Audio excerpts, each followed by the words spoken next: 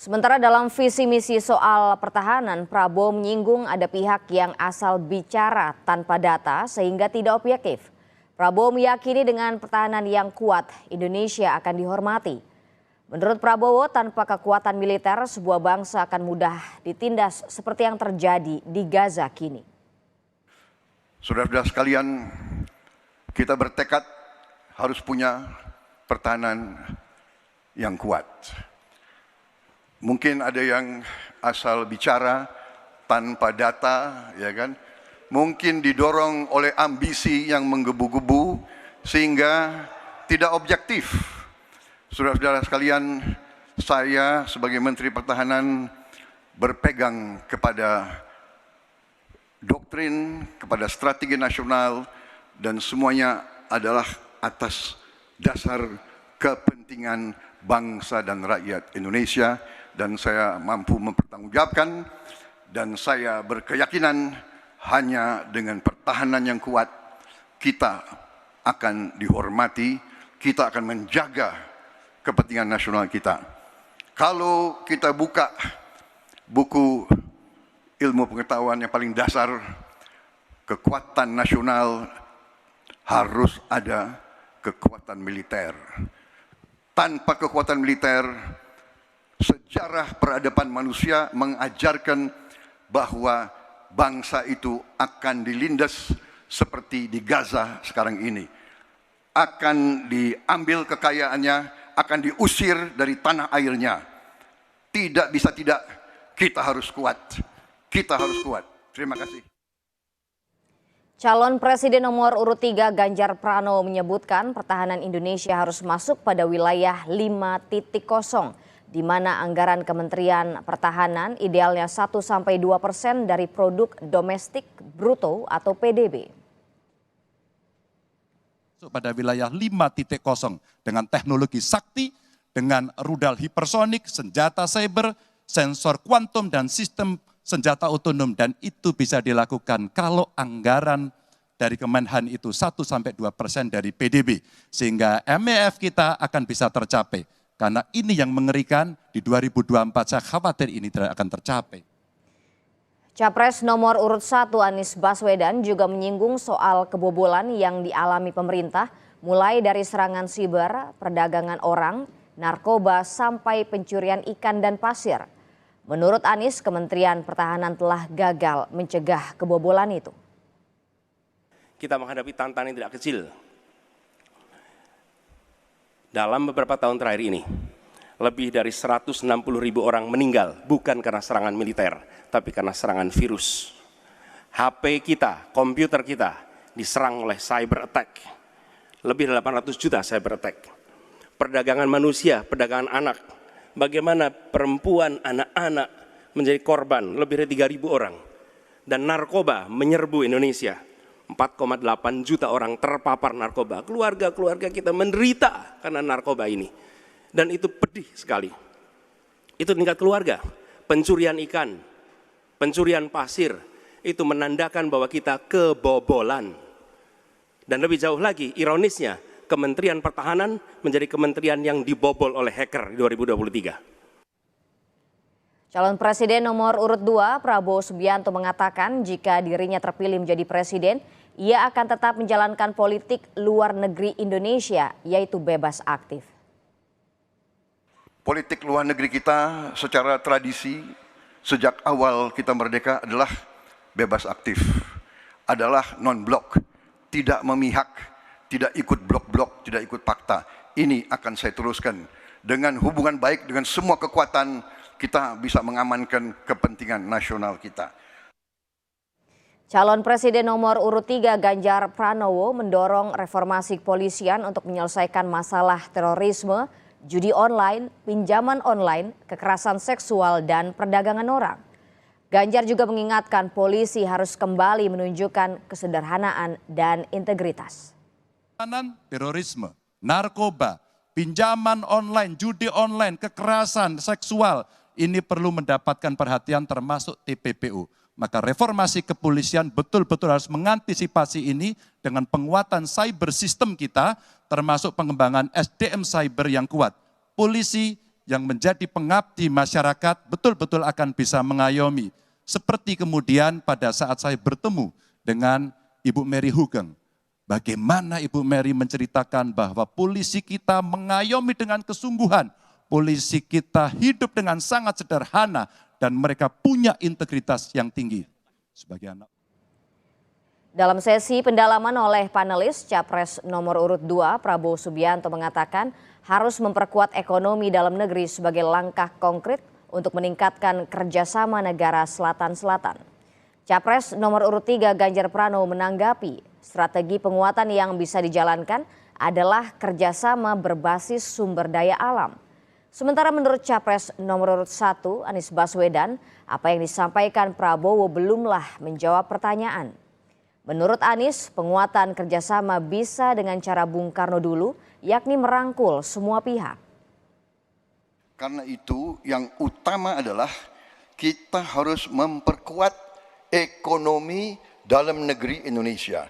Kita harus menjaga kekayaan kita harus mengelola kekayaan kita harus hilirisasi supaya nilai tambah berpuluh-puluh kali naik.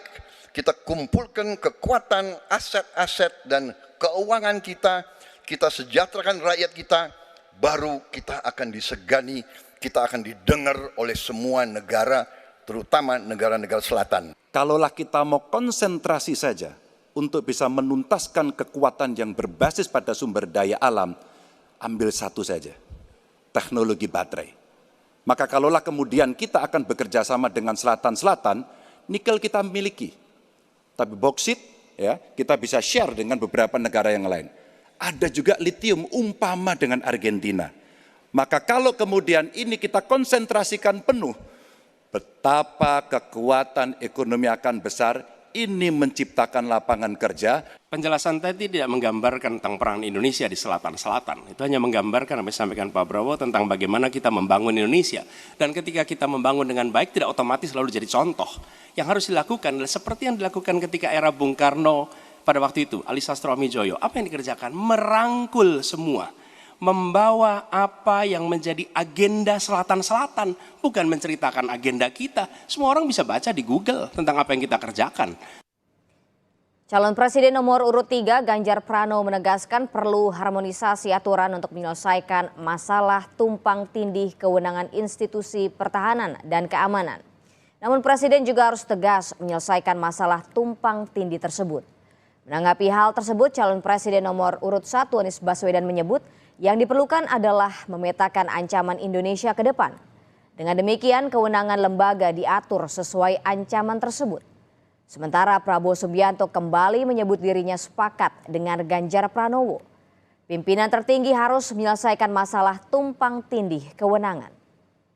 Seluruh yang tumpang tindih dari sisi regulasi, 1 perlu harmonisasi, 2 perlu sinkronisasi.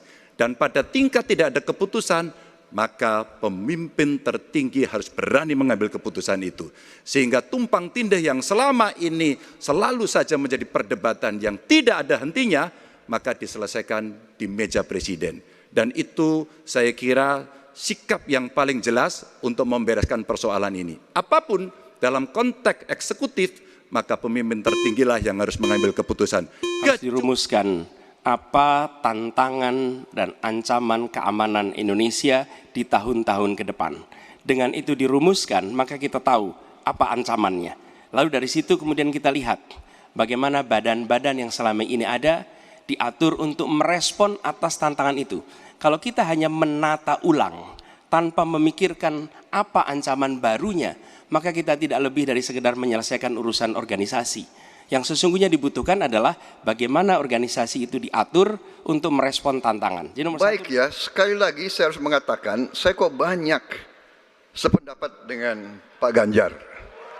Jadi benar tumpang tindih harus diselesaikan oleh pimpinan tertinggi dan itu saya kira bisa ya.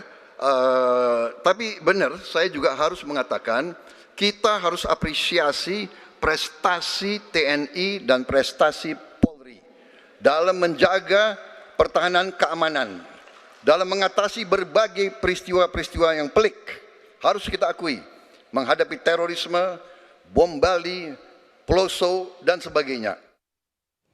Calon Presiden nomor urut 1 Anies Baswedan mengatakan Kementerian Pertahanan pernah diserang oleh peretas atau hacker pada 2023. Dan lebih jauh lagi, ironisnya, Kementerian Pertahanan menjadi kementerian yang dibobol oleh hacker di 2023. Sebuah ironi, karena itu kita ingin mengembalikan dan 700 triliun anggaran Kementerian Pertahanan tidak bisa mempertahankan itu, justru digunakan untuk membeli alat-alat alutsista yang bekas. Calon Presiden nomor urut 1 Anies Baswedan menegaskan untuk tidak melibatkan korporasi yang terlibat korupsi dalam pembelanjaan alutsista. Hal itu disampaikan saat calon Presiden nomor urut 3 Ganjar Pranowo bertanya tentang solusi ekonomi pertahanan untuk mengejar ketertinggalan Indonesia. Apa solusi ekonomi pertahanannya untuk kita bisa mengejar ketertinggalan dan kemudian menyelesaikan persoalan-persoalan itu agar pertahanan kita menjadi strong. Dan untuk itu maka kita harus memperbesar GDP kita, memperbesar APBN kita. Karena itulah pertumbuhan ekonomi menjadi penting. Dengan pertumbuhan ekonomi yang merata dan berkualitas, harapannya maka kita memiliki masukan negara yang cukup. Tapi yang tidak kalah penting ketika kita berbicara tentang memastikan bahwa belanja alutsista itu bersih, tidak melibatkan korporasi-korporasi yang punya masalah dengan korupsi. Saudara, calon Presiden nomor urut 2 Prabowo Subianto melontarkan pertanyaan terkait prioritas pertahanan nasional kepada calon Presiden nomor urut 3 Ganjar Pranowo. Menjawab pertanyaan itu, Ganjar menekankan skala prioritas pertahanan di bidang maritim lalu dilanjutkan di bidang udara. Tetapi Ganjar menyayangkan pilot pesawat perang menggunakan pesawat bekas. Mana pilihannya dari matra itu? Proporsional, Pak. Tapi tidak ada serangan yang akan masuk melalui darat karena kita negara archipelagic. Maka yang mesti diperkuat hari ini adalah laut. Prioritas. Laut, mereka butuh sonar, Pak. Mereka butuh sensor-sensor, Pak. Dan hari ini mereka menyampaikan kepada saya kebutuhan itu nomor 1 hari ini. Yang berikutnya tentu udara. Kenapa udara? Kami tidak bisa, Pak.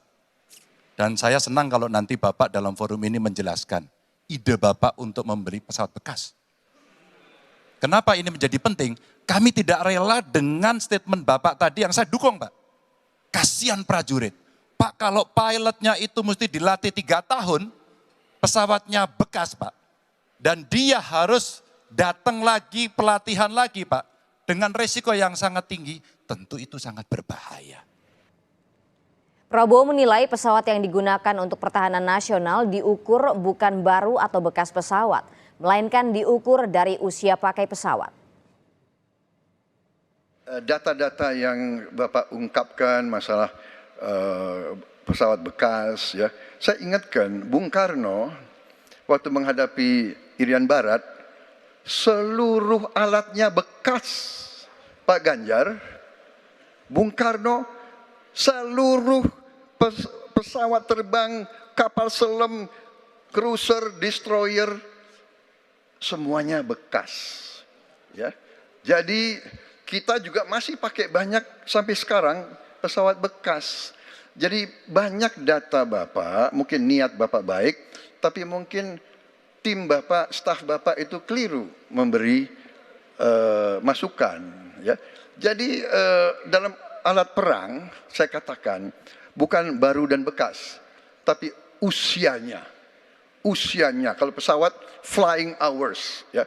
Dan tentunya kita pasti mau yang terbaik untuk prajurit kita. Ya, tapi kita harus loyal kepada yang lebih besar.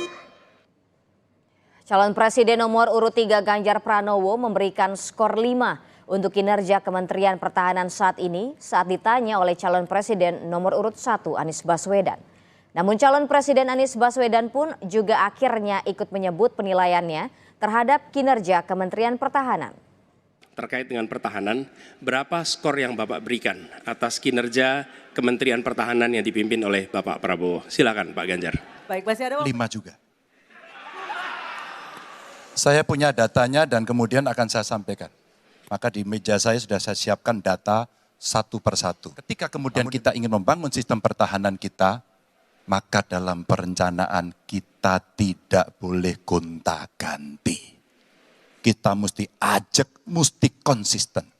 Kedua, kita mesti mendengarkan betul-betul dari seluruh matra. Maka seluruh proses perencanaannya harus bottom up. Kritik, otokritik itu menyehatkan. Tidak ada kok rasa dengki di hati saya. Lalu kita lihat tadi alutsista yang bekas, yang itu resikonya adalah keselamatan dari TNI kita. Mereka bekerja keras menjaga setiap jengkal tanah Republik ini. Tetapi mereka tidak didukung dengan policy. Karena itu menurut saya skornya justru di bawah 5, Mas Ganjar. Kalau 5 itu ketinggian, Pak Ganjar. Terima Mas kasih. Anies gak usah takut. Disebut aja angkanya berapa gitu loh. Kayak saya gitu loh. Jangan di bawah 5, sebut aja berapa. 11, Mas. Dari 100. Oke. Ini sedikit ngajari kendel Mas Anies biar berani. Capres nomor urut 1 Anies Baswedan menyebut negara harus mendukung pengembangan budaya nasional dan kuliner Indonesia untuk dibawa ke luar negeri. Caranya dengan melibatkan WNI yang ada di luar negeri dan mengembangkan kredit usaha kecil. Sementara menurut Capres Prabowo Subianto menyebut apa yang disampaikan Anies masih normatif. Menurut Prabowo cara yang disampaikan Anies butuh dana yang besar. Sedangkan Capres Ganjar Pranowo mengatakan diplomat harus berperan sebagai tenaga pemasaran di luar negeri. Dan lalu disiapkan kredit yang memungkinkan bagi usaha kecil mikro untuk menjadi bagian dari diplomasi kebudayaan Indonesia. Kemudahan di dalam permodalan, kemudahan di dalam mengakses pasar internasional, itu semua dilakukan supaya seluruh jajaran bisa terlibat di dalam kampanye diplomasi kebudayaan Indonesia. Terima kasih. Memang kembali kalau dikatakan negara yang harus berperan, kuncinya adalah bahwa kita ini harus punya dana yang cukup. Kita harus punya tabungan yang cukup. Kita harus punya sovereign wealth fund yang cukup. Untuk itu kita harus punya laba yang cukup. Kita mendorong agar para duta besar kita, diplomat kita untuk menjadi tenaga pemasar, mereka menjadi fasilitator, mereka juga kemudian mempromosikan yang ada di dalam negeri maupun menarik yang potensi di luar negeri ke dalam negeri dengan berbagai kerjasama dan fasilitasi dari negara, maka viralisme sebenarnya bagian yang bisa kita dorong dari tanah air sendiri.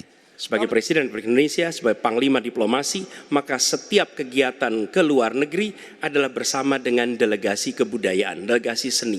Dan datang ke pusat-pusat kegiatan kebudayaan, kesenian di negara-negara yang dikunjungi. Bukan hanya datang rapat lalu pulang, tapi datang di sana menemui aktivitas-aktivitas kesenian, kebudayaan, sehingga mereka pun menyadari bahwa Indonesia ini negeri yang kaya budayanya. Calon Presiden nomor urut 1 Anies Baswedan mengatakan lebih dari 3.000 perempuan dan anak-anak menjadi korban perdagangan manusia. Menurut Anies, dalam beberapa tahun belakangan ini sektor pertahanan Indonesia menghadapi tantangan yang tidak kecil, termasuk tindak pidana perdagangan orang atau TPPO. Perdagangan manusia, perdagangan anak. Bagaimana perempuan, anak-anak menjadi korban lebih dari 3.000 orang. Dan narkoba menyerbu Indonesia. 4,8 juta orang terpapar narkoba. Keluarga-keluarga kita menderita karena narkoba ini. Dan itu pedih sekali. Calon Presiden nomor urut 2 Prabowo Subianto mengatakan sebuah negara harus memiliki kekuatan militer yang kuat. Kalau kita buka buku ilmu pengetahuan yang paling dasar, kekuatan nasional harus ada kekuatan militer. Tanpa kekuatan militer, sejarah peradaban manusia mengajarkan bahwa bangsa itu akan dilindas seperti di Gaza sekarang ini. Akan diambil kekayaannya, akan diusir dari tanah airnya. Tidak bisa tidak, kita harus kuat.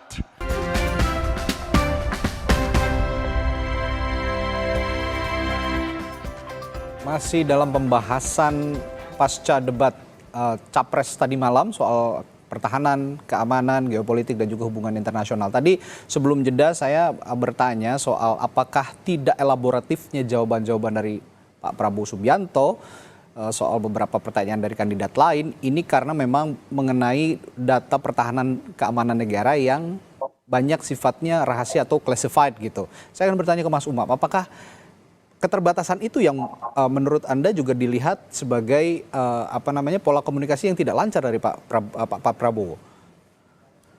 Ya, kalau misal terkait dengan data yang sifatnya highly classified, tentu hal itu ketika bicara tentang misalnya spek alutsista, Ya. kemudian jumlah alutsista, dan kemudian beberapa detail informasi yang mungkin tentu tidak pada tempatnya untuk disampaikan. Tetapi kalau misal dalam format debat semalam itu bicara tentang konteks kebijakan. Oke. Nah, dalam konteks ini seharusnya memang Pak Prabowo karena ini makanan sehari-hari dan beliau juga lagi in charge di dalam Kementerian Pertahanan, memang seharusnya lebih elaboratif itu sendiri. Mengapa hal itu terjadi? Tampaknya ada satu situasi psikologis serangan dari terutama Anies Baswedan betul-betul kemudian langsung menohok ke jantung pertahanan Pak Prabowo sebagai Oke. pribadi. Kenapa? Karena Anies sendiri dan juga Ganjar per hari ini dalam konteks isu ini tidak memiliki beban yang cukup berat. Oke. Sehingga kemudian tidak ada satu basis argumen yang kemudian bisa dihantamkan kepada mereka. Oke. Di sisi yang lain, Pak Prabowo adalah menteri yang aktif. Oleh karena itu, porsi semalam adalah debat yang memberikan ruang kepada Pak Prabowo seolah untuk mempertanggungjawabkan kinerja pertahanan selama 5 tahun terakhir ini. Sementara kemudian serangan-serangan yang diajukan bukan hanya terkait dengan kebijakan, tetapi hal-hal yang tampaknya masuk dalam konteks private atau privasi, meskipun dalam kapasitas Pak Prabowo sebagai pejabat publik, dan itu sah-sah saja. Tetapi bagaimanapun juga Pak Prabowo sempat mampu ya kembali mengendalikan emosinya, kemudian fokus dengan basis argumen yang kembali cukup meyakinkan ketika misalnya kritik-kritik terkait dengan konteks kebijakan pertahanan itu merupakan sebuah produk politik yang juga disetujui oleh partai-partai pengusung rival-rival politiknya. Ya. Dan itu sebenarnya sebuah argumen yang cukup telak untuk disampaikan. Ya. Kemudian ketika Pak Prabowo menjelaskan tentang turunnya indeks militer atau pertahanan Indonesia, salah satunya impact dari realokasi anggaran dan juga pandemi, rasanya itu juga make sense. Tetapi secara general memang seharusnya hal-hal detail terkait dengan konteks kebijakan dan juga filosofi pertahanan secara umum, termasuk isu-isu HI terkait dengan pendekatan two state level solutions antara Palestina dan Israel, kemudian pendekatan multilateral di tingkat internasional terkait dengan isu-isu global, Rohingya, kemudian rivalitas antara China dan US di Laut Cina Selatan, termasuk sentralitas ASEAN, tampaknya tidak begitu banyak terelaborasi secara optimal. Nah, oleh karena itu ini menjadi catatan bahwa mereka yang memiliki latar belakang yang kuat belum tentu mampu tampil secara kompetitif karena salah satunya memiliki beban yang lebih berat untuk mempertanggungjawabkan apa yang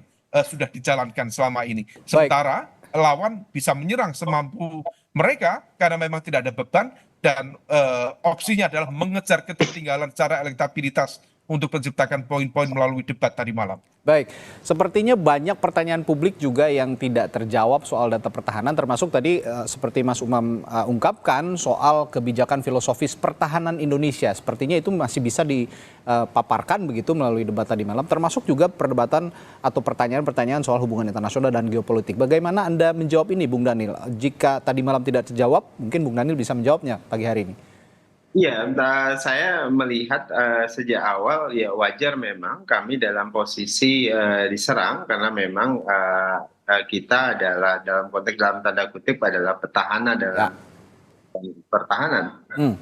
Sayangnya serangan-serangan itu seringkali membawa data dan fakta bohong dan palsu. Misalnya ya di dalam konteks dalam konteks Mas Ganjar, Ganjar menyebutkan bahwa sebenarnya Minutes 2025 itu berencana dihibahkan oleh pemerintah Qatar berdasarkan pengakuan dari Pak Yuwono. Tidak ada satu paper pun resmi yang menyatakan Qatar mau menghibahkan itu. Pertama, pertemuan. Pada saat itu Pak Marsikal Purnawirawan Imam Suhaid itu adalah Kasau, dan beliau sudah menyatakan kepada publik tidak benar ada rencana di Qatar, dan fakta itu tidak benar. Jadi sumbernya itu tidak jelas, dan di Kementerian Pertahanan itu sudah bertanya langsung secara resmi kepada pemerintah Qatar apakah ada melakukan hibah pada saat itu. Tidak ada sama sekali. Jadi data dan fakta yang disampaikan itu penuh kebohongan. Nah, ini yang berbahaya dalam konteks menyerang dan memfitnah. Yang kedua, misalnya dalam konteks Mas Anies, ada 3 hal bahasa dan fitnah yang ditebar. Misalnya satu, menyebutkan misalnya 700 triliun anggaran Kementerian Pertahanan itu digunakan untuk beli alutsista bekas, dan itu langsung kemudian dikonfirmasi oleh Tempo bahwasannya itu adalah fakta palsu. Di situ. Kemudian kedua, misalnya coba Anda perhatikan, Mas Anies berulang kali menyatakan tidak ada rahasia di pertahanan negara. Berbahaya.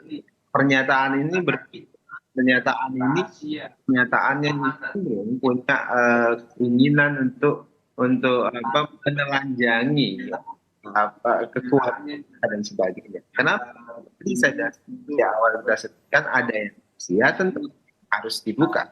Jadi misalnya Mas Anies menyebutkan dalam proses negosiasi diplomasi begitu, itu bisa dilakukan dengan cara dan komunikasi dengan baik dengan pihak negeri. Tapi Pak Prabowo menyatakan ya harus memperkuat negeri tidak menunjukkan kita kuat ekonomi, kuat pertahanan, kuat sosialnya. Baru kemudian kita datang dengan komunikasi yang baik dan teladan. Kalau tidak begitu, itu hanya sekedar jadi omong-omong. Itu ibarat seorang pria yang gombal ke perempuan yang kemudian itu punya semuanya isinya bohong. Catatan serangan-serangan itu kalau kemudian disampaikan dengan fakta yang benar itu tepat, artinya itu tabat. Tetapi kalau serangan itu hadir dengan kebohongan, dengan data palsu, kelihatan mengatakan fakta ingin menjaga Indonesia pertahanannya kuat, tapi kemudian merobohkannya dengan data-data palsu demi elektoral. Ya, Bung Daniel, komunikasi Anda agak terputus-putus, mudah-mudahan bisa diperbaiki. Nanti saya akan tanyakan pertanyaan selanjutnya. Tapi yang saya tangkap tadi memang banyak data-data dan fakta-fakta yang tidak sesuai dengan kenyataannya begitu, bahkan cenderung sesat. Nah, saya akan bertanya juga ke Pak Sutioso. Pak Sutioso, dibilang sesat katanya data-data yang diutarakan oleh Mas Anies Baswedan. Ini siapa pembisiknya dan apa respons Anda soal ini? Yang diutarakan oleh Mas Anies Baswedan. Ini siapa pembisiknya dan apa respons Anda soal ini? Iya, masih dengar suara saya didengar? Silakan Pak Yos, kedengaran. Oke. Ya, kalau di dalam debat, melawan debatnya itu mengutarakan data-data yang tidak akurat atau salah, ya langsung di-counter saja, dijawab dengan yang benar, dengan data juga. Bukan lalu minta ngopi di lain kesempatan, ya pasti nggak ada kesempatan kan, seperti itu. Gitu. Nah, dan memang sekali lagi kuncinya itu satu ya, kita itu harus mampu mengendalikan diri, mengendalikan emosi pada saat dapat tekanan. Nah, pada saat jadi kepala pemerintahan atau kepala negara, tekanan itu lebih dahsyat daripada hanya sekedar debat seperti tadi malam. Dan itu dituntut seorang pemimpin, apalagi kepala negara itu mampu melakukan emosi yang baik gitu. Di dalam tekanan seperti apapun, gitu. Ya, nah, dan dalam debat pertahanan khususnya itu pasti 02 kan menguasai masalah, dia menteri di situ kan. Tetapi barang itu tidak bisa keluar dari kan otak kita ini seperti bank gitu ya, pada saat kita pengen keluarkan kayak apa namanya kredit card itu oleh kita masukkan pin keluar gitu. Ini nggak bisa keluar karena diselimuti rasa emosi tadi. Jadi pada saat manusia itu emosional, dia tidak bisa berpikir secara wajar, padahal dia ngerti sebenarnya. Bahkan yang lebih aneh lagi kan, tadi malam itu terkesan 02 itu seperti supporternya 03 gitu loh. Ya dari 6 materi saya itu 3 materi dia setujui langsung tanpa basa-basi gitu kan.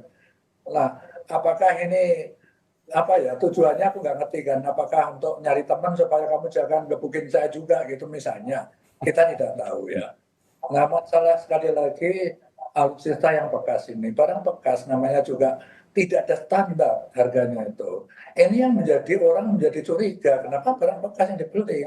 Barang bekas itu mau kita ngomong ini dibeli 60% ini gitu. Padahal juga 30% bisa saja kan gitu kan. Nah, inilah sebenarnya menimbulkan polemik. Di sisi lain, kita kadang ini nggak ada indikasi 5-10 tahun kita akan diinvasi sama negara lain gitu. Itu tidak ada. Untuk apa kita buru-buru mempunyai pesawat bekas, kecuali dalam keadaan perang seperti perebutan Irian Barat yang dicontohkan oleh 02 itu pada saat itu amat berbeda, tidak bisa apple to apple antara kondisi waktu itu dan sekarang. Jadi sekali lagi sebenarnya yang saya stres di sini adalah pemimpin harus mampu mengendalikan dirinya dengan baik. Karena apalagi negara Indonesia yang sangat complicated ini, dia suatu saat akan dapat tekanan yang sangat berat, gitu. Dan itu dituntut harus bisa mengendalikan diri sehingga tetap berpikir ini menghasilkan keputusan-keputusan yang sehat dan tepat. Itu pendapat saya. Dan sekarang harus apa yang kita lakukan pada kondisi seperti ini? Sudahlah, pelihara aja kemampuan prajurit ya, kasih kesempatan latihan, jangan hanya baris berbaris yang nggak pakai biaya itu. Pola perang itu harus terus dilatih, satu itu. Yang kedua, maintenance alat sista yang ada, gitu. Yang ada kita maintenance. Maintenance-nya yang perbaiki, baik. Yang baru, kita harus sesuaikan dengan kondisi keuangan di APBN kita dan skala prioritas yang saya sebutkan tadi. Ya, Bung Christian, Anda sependapat dengan Pak Sutioso bahwa sekarang tidak perlu belanja-belanja dulu, apalagi belanja alutsista bekas gitu, karena kondisi existing yang sudah ada juga sudah cukup untuk mempertahankan negara. Dan saya juga minta tanggapan Anda soal data-data yang dianggap tidak sesuai dengan fakta tadi, Bung Christian. Iya, yang pertama dulu ya, Pak Ganjar di openingnya bilang kita akan redeployment pertahanan kita karena ada dua hal. Satu, kita punya IKN nantinya sebagai center of gravity baru. Dan kedua, kita Pak Ganjar menyebut secara spesifik bahwa ada potensi tarung global antara AS dan Tiongkok. Nah, kami sepakat kami tidak melihat Indonesia diinvasi, tapi ada namanya spillover effect. Jika misalnya pecah konflik di Selat Taiwan, eskalasi terus-menerus terjadi di Laut Tiongkok Selatan, sepertinya susah membayangkan Indonesia itu tetap akan baik-baik saja. Kita pasti akan terdampak. Jadi makanya Pak Ganjar bilang, kita tetap harus bangun anggaran pertahanan kita, naikkan sampai 2%. Kita adaptasi teknologi terbaru, dan Pak Ganjar dengan tegas bilang kita tolak barang usang gitu kan. Nah, lalu untuk data tadi misalnya untuk Miraj yang dibilang Bang Daniel ya. Sebenarnya yang Pak Ganjar minta itu hanya clarity. Misalnya ya, kita punya Undang-Undang Industri Pertahanan tahun 2012 mensyaratkan banyak hal, termasuk misalnya offset. Dan juga undang-undang itu mengatur tentang pembelian barang bukan barang baru lah kalau tidak mau bilang bekas. Dan sekarang undang-undang itu sangat mensyaratkan kita kalau tidak bisa bikin sendiri beli, kalau beli harus beli yang baru. Jadi sudah ada rentetan itu. Nah, yang kami amati prosesnya itu kemudian kita tidak mengerti perencanaannya seperti apa untuk Miraj ini. Contoh paling gampang adalah apakah misalnya ada kajian dari KKIP yang dibuka gitu untuk minimal ke DPR deh. Apakah ada kegentingan? Karena sepemahaman kami Undang-Undang Ilhan itu bilang jika memang membutuhkan barang bekas harus ada eskalasinya, harus ada keputusan politik di dalamnya bahwa ini situasi genting, kita butuh immediate new weapons yang kita harus datang saat ini juga. Masalahnya buat kami kedatangannya kan juga masih kalau normal 2025 ya. Not really immediate gitu loh.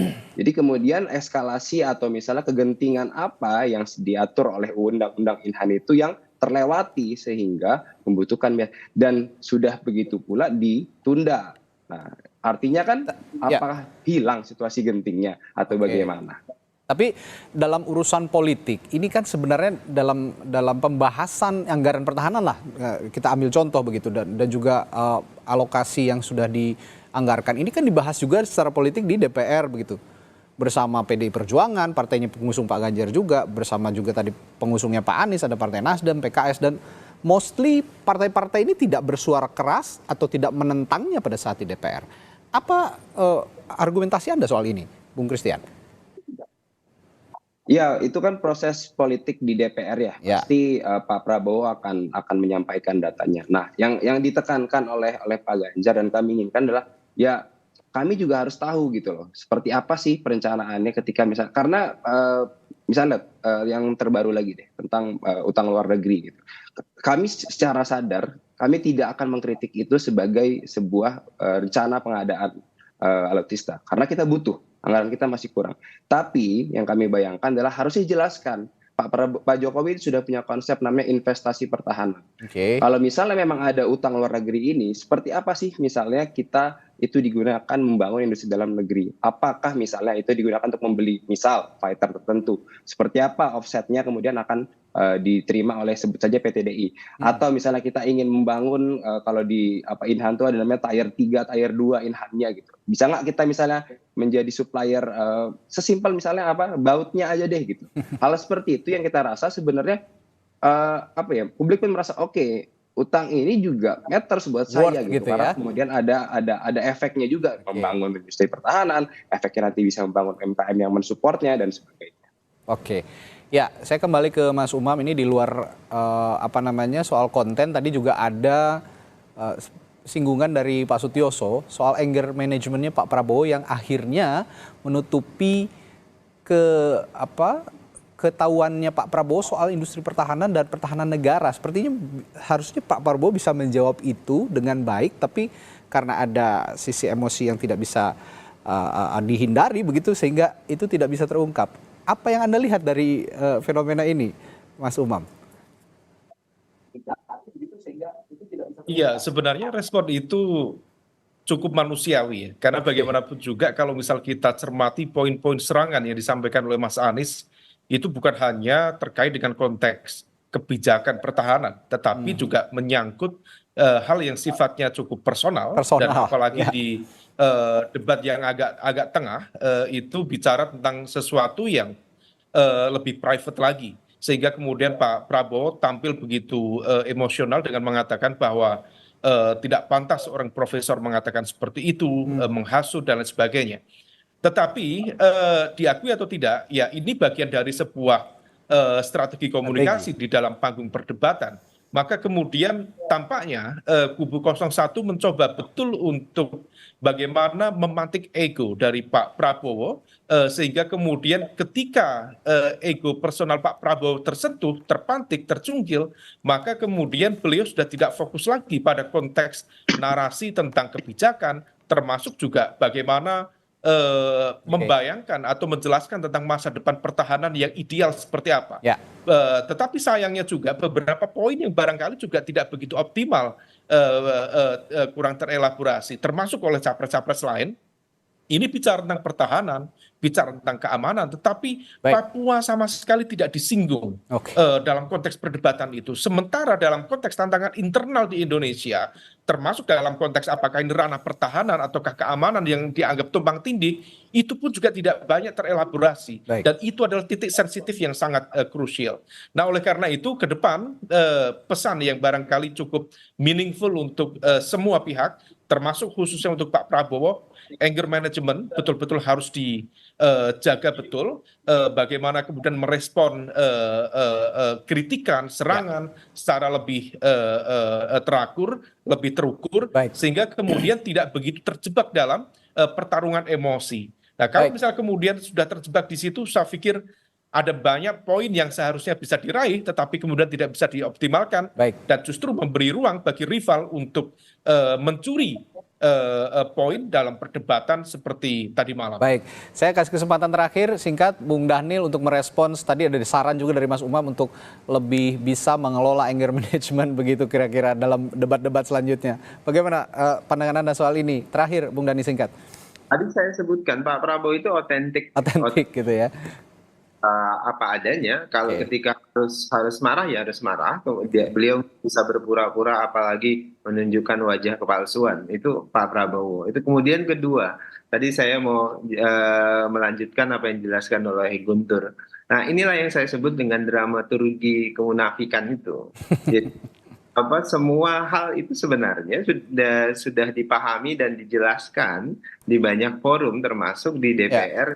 Itu ada PDIP, di situ ada P3, dan semua mereka itu adalah mentornya Pak Ganjar, termasuk Pak Andika. Ketika dalam forum debat bersama saya di salah satu stasiun televisi, beliau justru paralel pendapatnya dengan penjelasan saya terkait dengan Miraj. Jadi ini hanya terkait dengan dramaturgi kemunafikan yang ingin ditampilkan. Sesungguhnya semuanya bersepakat, tetapi kepentingan elektoral dan panggung debat ini digunakan untuk menyerang. Kemudian ada serangan-serangan yang sifatnya sangat personal. Inilah kenapa saya sebutkan kemarin itu adalah debat antara negarawan dengan pemburu kekuasaan. Ya, oke. Ini ya sepertinya perdebatan soal pertahanan masih akan berlanjut meskipun debatnya sudah selesai, tapi mungkin di ranah sosial media, di ranah publik ini akan terus berlanjut dan akan sangat menarik untuk kita tunggu. Sebenarnya tim Pak Prabowo Gibran juga bisa punya kesempatan untuk menjelaskan ini semua di ranah-ranah publik, di ranah-ranah yang lain selain forum debat begitu. Nah, tapi kalau misalnya diambil dari ini survei singkat begitu ya melalui telepon tadi malam di Litbang Kompas. Ini ada pertanyaan, setelah melihat debat tetap atau berubahkah kandidat yang akan Anda pilih dalam pemilu 2024 nanti, terutama untuk pemilu presiden? Nah, secara umum menjawab 77,5% ini tidak berubah. Sehingga debat tadi malam sepertinya tidak terlalu banyak memengaruhi pilihan yang sudah ditetapkan oleh pemilih. Nah, ini menarik sekali untuk kita lanjutkan selanjutnya. Masih ada 2 debat lagi, debat calon wakil presiden dan juga calon presiden. Terima kasih Bapak-Bapak yang sudah bergabung pagi hari ini. Perspektifnya menarik sekali soal pertahanan keamanan dan debat tadi malam. Untuk Pak Sutioso, Wakil Ketua Dewan Penasehat Timnas Amin, lalu Pak Daniel Simanjuntak, TKN Prabowo Gibran, Christian Guntur, TPN Ganjar Mahfud, dan juga Khairul Umam, pengamat politik dari Universitas Paramadina. Terima kasih Bapak-Bapak, sehat selalu, sampai jumpa lagi.